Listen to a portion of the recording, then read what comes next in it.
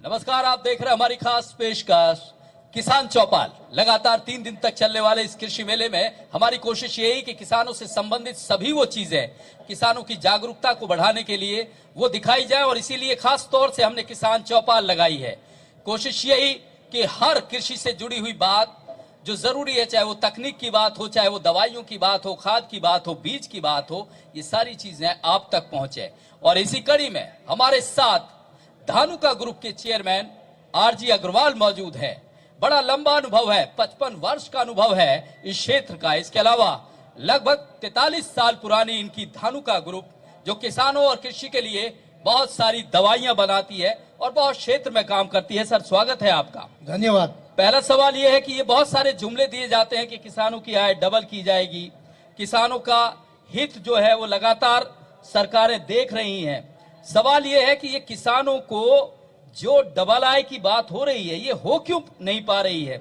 बहुत अरसे से हर सरकार आती है, सरकारी मशीनरी कोशिश करती है, वजह क्या मानते हैं आप कि किसान अभी भी वहीं खड़ा हुआ दिखता है? देखिए, आपका प्रश्न बहुत उचित है। आज अगर हम आज़ादी के समय से आज कंपेयर करें तो हमारे किसानों की आय काफ़ी बड़ी है, लेकिन अगर हम दूसरे उत्पादों की तुलना में बात करें तो किसानों की आमदनी उतनी नहीं बढ़ पाई जितने दूसरे जिन्स के बहाव बढ़े हैं। बिल्कुल ठीक बात। तो उसकी वजह से किसान गरीब हो गया, और किसान को आज डीजल पेट्रोल के हिसाब से आप कंपेयर करें तो वो प्राइस नहीं मिल रहा जो उसको मिलना चाहिए। अब पीछे जो सरकार ने किसान की आमदनी डबल करने की बात की थी, उसमें भी हमारे नीति आयोग के प्रोफेसर रमेश चंद जी का एक आर्टिकल 3 दिन पहले आया था जी, और उन्होंने कहा था, मैं ये तो नहीं कह सकता कि किसानों की आमदनी डबल हुई नहीं हुई, लेकिन उन्होंने कहा उसमें 70-80% तक का इजाफा हुआ है। आज हम अपने किसानों की आमदनी और हमारा पड़ोसी मुल्क चाइना, उसके आमदनी से कंपेयर करें तो हमारे किसान की चाइना के किसान के मुकाबले 1/3 आमदनी है। हमारा किसान चाइना के किसान से बहुत ज़्यादा मेहनत करता है। फिर प्रश्न ये उठता है कि हमारे किसान की आमदनी इतनी मेहनत करने के बाद भी चाइना के किसान से 1/3 क्यों? बिल्कुल वाजिब सवाल है। बिल्कुल वाजिब सवाल है कि लगातार इतनी सारी कोशिशें किसान की, हमारे किसान की दिन रात की मेहनत, और उसके बाद भी स्थिति ये कि वो घाटे में और अपने को कमजोर महसूस करता है। अब आज हमें इस बात के कारण पे हम चर्चा करना चाहेंगे। हमारे किसान भाई भी बहुत सारे यहाँ मौजूद हैं कि हमारे किसान में क्या कमी है जो चाइना का किसान हमसे 3 गुना आमदनी ले जाता है। तो उसके लिए सबसे पहली बात तो है, हमारे किसानों के बाद जो ज्ञान पहुंचना चाहिए, नई तकनीक पहुंचनी चाहिए, वो नहीं पहुंच पा रही। आज शुरू में जो हमारे देश में जब हम भीख का कटोरा हाथ में लेके अमेरिका से PL 480 में गेहूं भीख में मांग के खाते थे, उस समय भारत सरकार की एक TNV स्कीम शुरू हुई थी। वो बहुत कामयाब थी, जिसमें एग्रीकल्चर वर्कर गांव-गांव जाके किसानों को तकनीक पहुंचाते थे जी। जब से वो TNV स्कीम खत्म हुई, किसानों के ज्ञान पहुंचाने वाला आज सही मायनों में कोई नहीं है। और किसान को हमने बातें तो सबने की कि किसान किसान किसान, लेकिन किसान किसान किसान की माला फेरने से तो किसान की आमदनी नहीं बढ़ जाएगी। बिल्कुल ठीक बात। आज किसान की जो तकलीफ है वो हमको मिलकर दूर करनी पड़ेगी। किसान की सबसे बड़ी तकलीफ, उसको नई टेक्नोलॉजी, नया ज्ञान चाहिए। अगर सरकारें फेल हो गई हैं किसानों को नया ज्ञान देने के लिए, तो वो कौन करेगा? वो प्राइवेट सेक्टर कर सकता है, पब्लिक प्राइवेट पार्टनरशिप कर सकती है, लेकिन सरकार को नीतियां बना के प्राइवेट सेक्टर को उसके लिए सपोर्ट करना पड़ेगा। अगर सरकार प्राइवेट सेक्टर को सपोर्ट नहीं करती तो प्राइवेट सेक्टर के पास भी इतनी ताकत नहीं है, इतना बजट नहीं है। बजट की बात हुई तो 2008 का बजट पेश करते हुए उस समय के फाइनेंस मिनिस्टर पी चिदम्बरम साहब ने अपने बजट स्पीच में कहा था, our extension system has collapsed, our extension system has collapsed and we are looking for some alternate. लेकिन आज तक कोई कामयाब अल्टरनेट सरकार नहीं दे पाई। नहीं, लेकिन कोशिश तो सरकार की तरफ से बहुत सारी होती है, बहुत सारे विज्ञापन होते हैं। जिस तरह से आज ये कृषि मेला लगाया गया, इस तरह से कृषि मेले लगाए जाते हैं। और चाहे सम्मेलनों की बात हो, चाहे और चौपालों की बात हो, बहुत सारा बजट ऐसा होता है कि किसान को प्रचार प्रसार तकनीक का बताया जाता है, दिखाया जाता है। देखिए, मेलों में कोई ज्ञान नहीं होता, मेला मेला ही होता है। आज अगर किसानों को ज्ञान देना है तो उसके लिए एग्रो विजन नागपुर, जो गडकरी जी 4 दिन का फंक्शन करते हैं, उसमें अलग अलग क्रॉप के स्टॉल हम कहें या ये अलग अलग हॉल बनाए जाते हैं और उस हॉल में क्रॉप वाइज एक्सपर्ट ट्रेनिंग देते हैं। और जिस किसान को जिस फसल की जानकारी चाहिए तो उस हॉल में जाके बैठता है और उसको अपनी फसल के बारे में पूरी जानकारी मिलती है। आज ये भीड़ भाड़ में हमारे किसान भाई लिटरेचर बैग लेके आ जाते हैं। अब मेले में ज्ञान कितना ले पाते हैं नहीं ले पाते मैं नहीं कह सकता, लेकिन किसान मेले के साथ हमें किसान ज्ञान मेला भी शुरू करना चाहिए, जहां अलग अलग हाल बना के हमें क्रॉप वाइज जो एक्सपर्ट्स हैं, चाहे प्राइवेट सेक्टर के या पब्लिक सेक्टर के हैं, उसी फसल के किसानों को वहां बुलाकर किसानों को वो ज्ञान देना चाहिए। अभी मैं 29 तारीख को अकोला में था जी। वहां पंजाब राव देशमुख कृषि विश्वविद्यालय ने इस सीजन के शुरुआत में अलग अलग कंपनियों को प्लॉट दे दिए, सीड कंपनियों को, पेस्टिसाइड कंपनियों को, इरिगेशन कंपनियों को, माइक्रोन्यूट्रिएंट, दूसरी फर्टिलाइजर कंपनियों को, और उन सबको कहा जो आप किसानों को प्रदर्शन करना चाहते हैं आप अपना अपना प्रदर्शन लगाएं। बहुत अच्छी बात हमने है। भी इस तरह 4 की- फसलों पे अपना प्रदर्शन लगाया, जी। सोयाबीन, कपास, मूंगफली और प्याज। और मुझे कहते हुए बड़ी खुशी है कि आज हमारे चारों प्लॉट सबसे अच्छे चल रहे हैं, जहां आम पैदावार सोयाबीन की 8-10 कुंटल एवरेज है प्रति हेक्टेयर। हमारे यहाँ हमारे प्लॉट में कम से कम 15-16 क्विंटल सोयाबीन की पैदावार होगी। वहां गडकरी जी खुद मौजूद थे जी। महाराष्ट्र के एग्रीकल्चर मिनिस्टर शिंदे साहब थे, वहां के वाइस चांसलर साहब ने बातचीत की और उन्होंने बसें लगाकर पूरे विदर्भ से किसानों को वहां बुलाया और किसानों को कहा आप घूमिए, जिसका प्लॉट आपको अच्छा लगता है, जिसका बीज आपको अच्छा लगता है, जिसकी तकनीक आपको अच्छी लगती है, उस तकनीक को आप अपनाएं। इस प्रकार अगर हम काम करते हैं हरियाणा में भी तो सही मायनों में किसानों के पास ज्ञान पहुंचा पाएंगे। और मेला तो फिर मेला ही है, मेले में झूले बच्चे एंटरटेन कर लें, लेकिन कितना नहीं, ये ज्ञान बिल्कुल इस ठीक मेले से है, लेकिन किसानों तक सही पहुंचेगा। तरीके से जो तकनीक पहुंचनी चाहिए, किसान अभी भी उससे महरूम है। अभी भी जो सरकारों से जो कोशिश हो रही है वो नाकाफी है, ये आप कहना चाहते हैं। लेकिन एक बात बताइए सर, जो तकनीक की जो आपने जिक्र किया है, ऐसे और कौन से क्षेत्र हैं, किस चाहे वो माइक्रो लेवल पे जो माइक्रो सिंचाई की बात करते हैं, ये अच्छा हॉर्टिकल्चर की बात कर रहे हैं कि बागवानी की तरफ जाना चाहिए, इस तरह की बहुत सारी चीजें सरकार ये प्रयास कर रही है कि किसान अब जो रिवाज जो परंपरावादी खेती थी उससे हटकर अब जो कमर्शियल जिसका ज्यादा दाम मिल रहा है, इस तरह की कोशिश भी सरकार की तरफ से हो रही है। कितना फायदा मानते हैं इन चीजों का? देखिए, सरकार की तरफ से इसमें कोई शक नहीं है, क्रॉप डाइवर्सिफिकेशन के ऊपर काम हो रहा है, लेकिन उसकी स्पीड बहुत स्लो है। एक जमाना था हमारे पास एम्बेसडर कार होती थी, फिएट कार होती थी और उसकी अपनी स्पीड होती थी। आज हम मर्सिडीज BMW में चलते हैं तो वो क्या स्पीड पे चलती है आप जानते हैं। तो आज हम इस स्पीड से, जो हमारे माननीय प्रधानमंत्री जी का विजन है, 2027 तक को हमें विश्व की तीसरी अर्थव्यवस्था बनना है। 2047 में जब देश आजादी की 100वीं वर्षगांठ बनाएगा तो हमको विश्व की पहली इकोनॉमी बनना है। तो वो तब तक संभव नहीं है हम एम्बेसडर कार की स्पीड को छोड़कर मर्सिडीज कार की स्पीड से काम करें।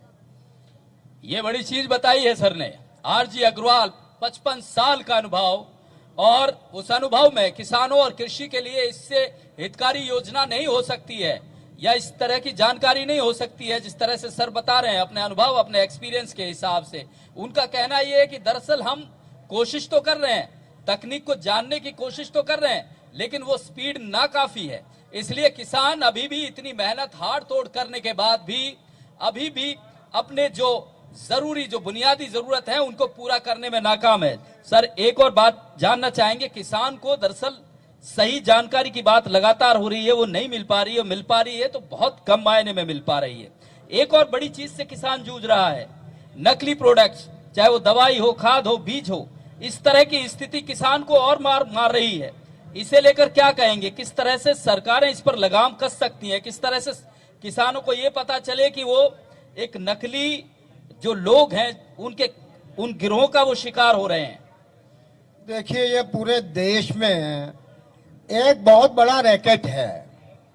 सरकार ने नकली पेस्टिसाइड कंट्रोल करने के लिए इंसेक्टिसाइड एक्ट 1968 बनाया हुआ है, सीड कंट्रोल एक्ट बनाया हुआ है, फर्टिलाइजर कंट्रोल एक्ट बनाया है, लाखों एडीओ इंस्पेक्टर अपॉइंट करे हुए हैं।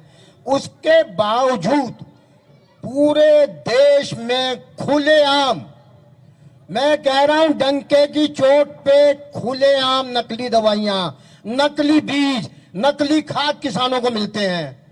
अब ये ऊपर से नीचे तक की मिली भगत है। इतनी मिली भगत के बिना ये काम चल नहीं सकता। तो किस तरह का नुकसान होता है सर किसानों को? दरअसल किसान इतना अवेयर भले ही हो, लेकिन उसको पहचान सही और गलत की हो नहीं पाती है, तो वो किस तरह से इस चीज से बच सकता है? हाँ। आप क्या मशवरा देंगे?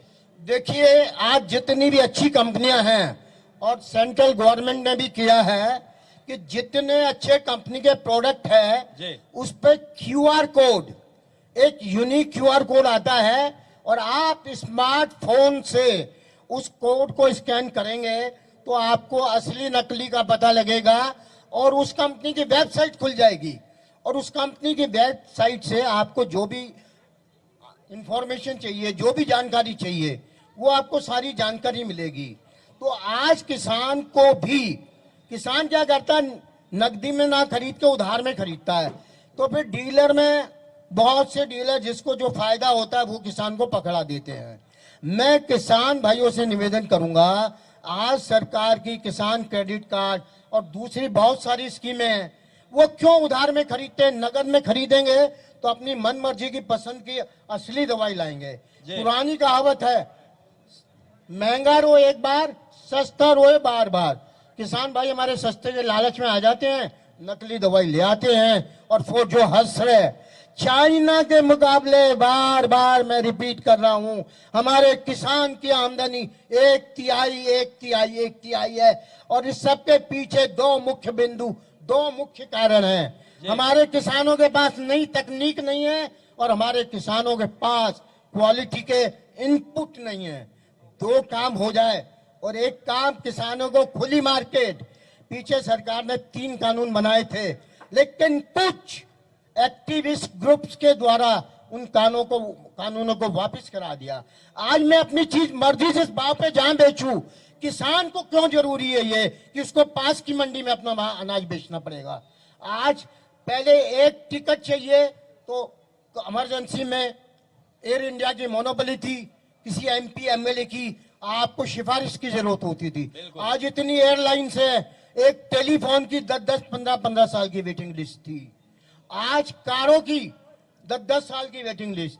आज सब चीज आपकी डोर डिलीवरी पे मिलती है। तो किसान का भला करना है तो हमको मार्केट किसान के लिए खुला देना पड़ेगा।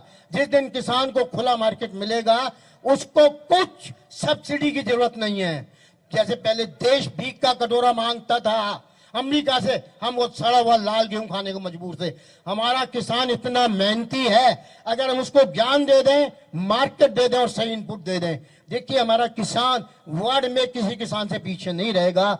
ये आज आवश्यकता इन चीजों की है। हम ये 3 चीजें कैसे किसानों को मुहैया करा सकते हैं, सरकारें किस प्रकार से ऐसी नीतियां बना सकती है। सरकार के पास इतने सारे कानून हैं, क्यों नहीं उन कानून का इस्तेमाल होता? आज जो नकली बेच रहे हैं, परसों पता लगा मैं रोहतक में भी रेड हुई, इन लोगों पे छोटा मोटा कानून लगा के पुलिस से छूट जाते हैं। क्यों नहीं इनको, ऐसे लोगों को जो हमारे अन्नदाता है उनके साथ चीटिंग कर रहे हैं, बेईमानी कर रहे हैं, धोखाधड़ी कर रहे हैं, उनको सख्त से सख्त सजा क्यों नहीं मिलनी चाहिए? और जो जेन्युइन लोग हैं उनको सरकार को प्रमोट करना चाहिए, आगे बढ़ाना चाहिए। आपको यह जान के आश्चर्य होगा, जी, हम विश्व में पेस्टिसाइड के सेकंड सबसे बड़े एक्सपोर्टर हो गए और आज विश्व में हमारी क्वालिटी की जो अच्छी कंपनियां एक्सपोर्ट कर रही हैं, आज तक कोई शिकायत नहीं है। हमारे सैंपल यहाँ की लेबोरेटरी में फेल हो जाते हैं और जो गलत कंपनियां उनके सैंपल पास हो जाते हैं। ये बड़ी अफसोसजनक स्थिति है। बहुत बड़ी चीज बताई है सर ने। 55 सालों का अनुभव है। धानुका ग्रुप के चेयरमैन है आरजी अग्रवाल जी। वो कह रहे हैं, एक तो ये जो लालच है छोटा किसान को, जो ये लालच में आ जाते हैं कि नगद नहीं दे रहे हैं, आप उधार दे रहे हैं, दरअसल वो नकली चीजें हैं, उनसे बचना चाहिए। क्यूआर कोड होता है, उसको स्कैन करिए। और दूसरी बड़ी चीज जो जरूरी है कि जिस तरह से ओपन मार्केट होने की बात है, और तीसरी बड़ी चीज कि उनको सही जानकारी, ज्यादा जानकारी, तकनीक की जानकारी, ये सरकार अभी भी मुहैया कराने में इतनी सक्षम नहीं है जितना होना चाहिए, और यही वजह है कि किसान पिछड़ा हुआ है। लेकिन सर एक बात बताइए, इतना लंबा अनुभव है आपका, ये जो किसानों के लिए जो सही तकनीक की आप बात कर रहे हैं, वो कौन सी सही तकनीक की बात कर रहे हैं, पहली बात। और दूसरा, ये जो अनुसंधान की मोदी जी भी बात करते हैं, रिसर्च की बात करते हैं, क्या हम उस क्षेत्र में कुछ आगे बढ़ पाए? अच्छी किस्म के बीज, अच्छी किस्म की दवाइयां, अच्छी किस्म की खाद, इस तरह का अनुसंधान, इस तरह की रिसर्च हमारे यहाँ हो रही है? मैं इसमें ये कहते हुए मुझे अफसोस है कि आज तक हमारे देश में एक भी पेस्टिसाइड की रिसर्च नहीं हुई। जितनी भी टेक्नोलॉजी आई बाहर से आई। आज एक पेस्टिसाइड की रिसर्च में 2,500 से 3,000 करोड़ रुपया खर्च होता है और 10-12 साल का समय लगता है जब एक नए पेस्टिसाइड का जन्म होता है। और वो आपने देखा होगा, आज इस लागत को देखते हुए बड़े बड़े हाथियों की शादी हो गई, ड्यूपॉन्ट का मर्जर हो गया, बायर मोनसेंटो का मर्जर हो गया। ऐसे कितने उदाहरण है विश्व में, क्योंकि वो भी असंभव पा रहे थे इतना पैसा लगाना। तो आज हिंदुस्तान में तो अभी किसी ने ऐसा काम शुरू नहीं किया, लेकिन आगे यस, विश्व में जो काम करने वाले हैं वो भी हिंदुस्तानी हैं। अमेरिका जाओगे, यूरोप जाओगे, तीसरा साइंटिस्ट डॉक्टर हिंदुस्तानी है। तो हिंदुस्तानी ब्रेन की कमी नहीं है, लेकिन हम यहाँ पे सहूलियत नहीं दे पाते। हम अपने बजट का R&D पे % भी खर्च नहीं करते, जहाँ यूरोप, अमेरिका अपने बजट का 5% R&D पे खर्च करते हैं। जब आप R&D पे पैसा नहीं खर्च नहीं करेंगे, आपके पास यूनिवर्सिटियां हैं, कृषि विज्ञान केंद्र हैं, लेकिन उनके पास R&D के लिए पैसा नहीं है। अगर यूनिवर्सिटियों के पास, कृषि विज्ञान केंद्रों के पास या दूसरे इंस्टीट्यूशंस हैं, अगर आपने बना तो दिए पॉलिटिकल तरीके से, लेकिन उनमें कुछ काम नहीं हो रहा, उनके पास पैसा नहीं R&D करने के लिए, तो आज उतने ही R&D जितने KVK को हम सर्विस कर सकते हैं, उनको मॉनिटर कर सकते हैं, उनको मोटिवेट कर सकते हैं, उतने ही खोलने चाहिए, नाम के लिए नहीं खोलने चाहिए। तो आज आवश्यकता इस बात की है कि हम दिखाने के लिए काम ना करके, AC कैबिन में बैठ के काम ना करके, अगर खेती के लिए कोई पॉलिसी बनानी है, खेती के लिए काम करना है, तो खेत में उतर के बात होगी। AC कैबिन में बैठ के खेती की बात करें, मेरे हिसाब से वो सही पॉलिसी, सही नीति नहीं बन सकती। बहुत बड़ी बात कही है, जोरदार तालियां हो जाए इसके लिए कि दरअसल AC के भीतर बैठकर जो पॉलिसीज बनती हैं, किसानों से उसका हित नहीं होना है। खेत में जाना पड़ेगा, किसान के बीच में जाना पड़ेगा। सर एक और बात, गुलाबी सुंडी की बड़ी दिक्कत है, उसको लेकर किसानों को क्या मशवरा देना चाहेंगे हमारे किसानों को? देखिए, गुलाबी सुंडी का असर 2 सालों से ये हरियाणा, पंजाब, राजस्थान में बड़ा है। जब BT कॉटन आई थी तब उस समय इनका, ये इसके जरिए आप समझा सकते हैं, बता सकते हैं, पूरा प्रदेश, पूरा देश ये देख रहा है। देखिए, मैं इसको, इस गुलाबी सुंडी का जो चक्र है उसके बारे में बताना चाहूंगा कि ये गुलाबी सुंडी का चक्र क्या है, और अगर हमारे किसान भाई इसको कंट्रोल करना चाहते हैं तो जो बात मैं कह रहा हूं उसको बड़े ध्यान से सुन लें। पहले तो इंसेक्ट, गुलाबी सुंडी का चक्र समझे। इसका जो एडल्ट है वो अंडे देता है और वो सफेद होते हैं अंडे। ये आप देख रहे हैं पोस्टर में, ये सफेद कलर के अंडे होते हैं। आपको देखने पड़ेंगे कि ये कब अंडे हैं, और इसको मॉनिटर करने के लिए आप फेरोमोन ट्रैप लगा सकते हैं अपने 1 एकड़ में। 8 फेरोमोन ट्रैप लगाएंगे, अगर उसमें 8 मौत आ जाती है तो आपको समझना चाहिए कि अब ये अंडे देने का समय आ गया। किसान को बुआई करके जो पहले जमाने में कटाई चले जाते थे, अब वो जमाना नहीं है। किसान को भी डॉक्टर बनना पड़ेगा, समझना पड़ेगा कि ये सफेद अंडे आ गए। सफेद अंडे ये 3 से 6 दिन में भूरे रंग के अंडे हो जाते हैं। गौर करिए, ये भूरे रंग के अंडे, और इस भूरे रंग के अंडे से वो गुलाबी इल्ली निकलती है, और यही सही समय है गुलाबी इल्ली को मारने के लिए दवाई छिड़कने का। इससे पहले अगर किसान भाई अपनी दवा छिड़कते हैं तो अपने पैसे को बर्बाद कर रहे हैं। आज यही ज्ञान की बात है। आज कितने स्टॉल घूम के कितने किसानों को ये ज्ञान मिला। धानुका के स्टेल पे जाएंगे तो ये लिटरेचर सब किसान भाइयों को हम दे रहे हैं कि गुलाबी सुंडी की पहचान क्या है और गुलाबी सुंडी को मारने के लिए किस स्टेज पे दवाई का इस्तेमाल करना है। वो दवाइयां भी हमने इसमें लिखी है। अगर उसके बाद एक दफे ये सुंडी फूल के अंदर चली गई, आपके बोल के अंदर चली गई, तो फिर ये तोप से भी नहीं मरेगी। तोप ले आओ, तोप से भी नहीं मरने वाली है। तो आज ये बहुत बड़ी बात किसानों को समझनी है कि खाली वो जमाना चला गया, दवाई लाके अपने श्री को मजदूर को दे दी, जाके छिड़क दे, उससे बात नहीं बनेगी। आज किसान को खुद समझना पड़ेगा।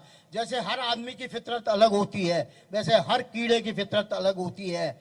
आज उस कीड़े को मारना है तो उसकी फितरत को समझकर उसके ऊपर अटैक करना है। 1965 में इंडिया पाकिस्तान की लड़ाई हुई थी और हमारे एक गोलंदाज थे उस समय जिनको परमवीर चक्र मिला, अब्दुल हमीद। अब्दुल हमीद ने अमेरिका के सैबर जेटों की कब्र बना दी। वो गोला प्लेन पे नहीं मारता था, वो गोला ये देख के मारता था कि प्लेन की स्पीड का और मेरा गोला ऐसा जाना चाहिए कि जहां मेरा गोला आया वहां प्लेन आके टकराए और खत्म हो जाए। तो आज ये ज्ञान की बात है। कितने ऐसे गोलंदाज थे जिन्होंने अब्दुल हमीद के जैसे गोले दागे। तो आज गोला दागना है, सही निशाने पे किसान को दागना है। अब जैसे व्हाइट फ्लाई की बात होती है, वो पत्ती के नीचे होती है, किसान ऊपर ऊपर से स्प्रे करता है, मेहनत और पैसा बेकार। अगर व्हाइट फ्लाई को मारना है तो नीजल पत्ते के नीचे की तरफ रखनी है। आज हमारे पास बहुत सारा ज्ञान है, शायद हम एक दिन में ना दे पाए। हमने पलवल में धानुका एग्रीकल्चर रिसर्च और ट्रेनिंग सेंटर बनाया है, जिसका लोकार्पण माननीय मुख्यमंत्री मनोहर लाल खट्टर जी ने किया था। हमारे पास ड्रोन भी है हमारे स्टॉल पे। उसका आम किसानों को क्या फायदा मिलेगा, कैसे क्या ट्रेनिंग वहां आप लोग आम किसान जो हमारे हैं प्रदेश के उनको देंगे? हाँ, जो खरीदना चाहे उनको बेचेंगे। जो किसान अपने खेत पे स्प्रे कराना चाहता है तो हमारा नंबर है, जैसे ओला उबर आप बुक कर सकते हैं, तो वैसे हमारी जो ड्रोन सर्विस है वहाँ फोन करके आप ड्रोन बुक कर सकते हैं और ड्रोन आपके खेत में आके स्प्रे करके चला जाएगा। बहुत शुक्रिया सर। बहुत बेहद जो जानकारी जरूरी थी वो आपने बहुत दिलचस्प तरीके से और बहुत जबरदस्त तरीके से किसानों को बताई। निश्चित रूप से इस कृषि मेले में किसानों के लिए ये जानकारी बहुत अहम साबित होगी। फिलहाल इस खास पेशकश में इतने ही। एक छोटे से ब्रेक के लिए रुक रहे हैं। Thank you so much sir.